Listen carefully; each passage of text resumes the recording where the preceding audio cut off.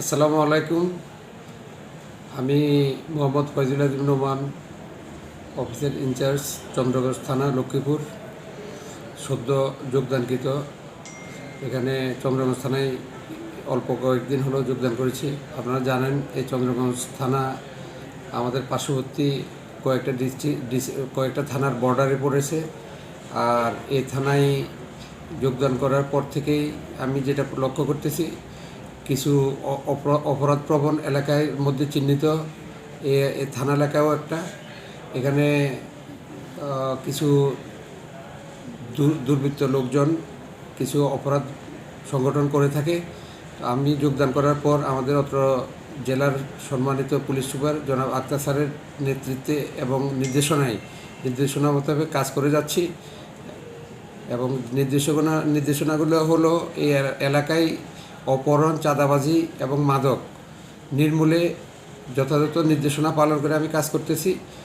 ইতিমধ্যে কিছু সশস্ত্র সন্ত্রাসী আমরা গ্রেপ্তার করেছি, অস্ত্র উদ্ধার করেছি, মাদক উদ্ধার করেছি। এবং যারা আমাদের এই এলাকার পার্শ্ববর্তী বর্ডার এলাকা থেকে অন্যত্র থেকে এসে এখানে অপরাধ সংগঠন করে দ্রুত অন্যত্র চলে যায়, তারা যেন এই এলাকায় এসে অবাধে কোনো অপরাধ সংগঠন করতে না পারে, আমরা কার্যকর ব্যবস্থা গ্রহণ করতেছি।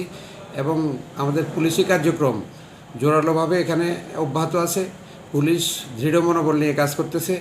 আমাদের সুযোগ্য পুলিশ সুপার মহোদয়ের সুযোগ্য নেতৃত্বে নির্দেশনায় আমাদের সার্কেল স্যার সহ আমাদের ঊর্ধ্বতন কর্তৃপক্ষ যারা আছেন, আমাদের সম্মানিত ডিআইজি পলাশ স্যার সহ আমাদেরকে সার্বিকভাবে সহায়তা করার কারণে এবং মনোবল বৃদ্ধি করে আমরা কাজ করে যাচ্ছি।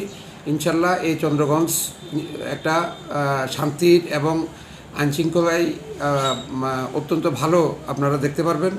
এবং অচিরেই এখান থেকে সকল প্রকারের অপরাধ নির্মূল হবে বলে আমি বিশ্বাস করি।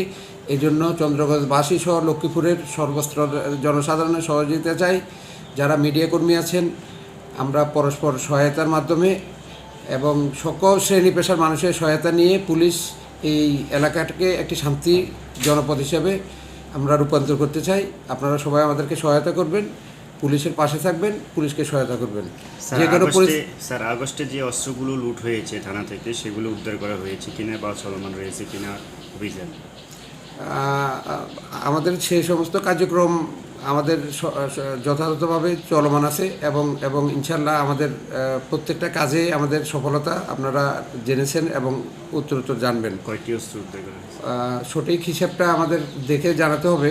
আমাদের তখন যেহেতু আমি ছিলাম না, আমি নতুন করে আসছি এবং পূর্বের কাজ আরও জোরালোভাবে করব ইনশাল্লাহ। সেই হিসাবে আপনাদের সবার সহযোগিতা চাচ্ছি। আমরা সকল শ্রেণী পেশার মানুষ, সাংবাদিক, পুলিশ সবাই একসাথে কাজ করলে ইনশাল্লাহ আমাদের এই 5ই আগস্টের পরবর্তী যে নতুন স্বপ্ন নিয়ে আমাদের বাংলাদেশের অগ্রযাত্রা শুরু হয়েছে, সেটা সফল এবং সার্থক হবে।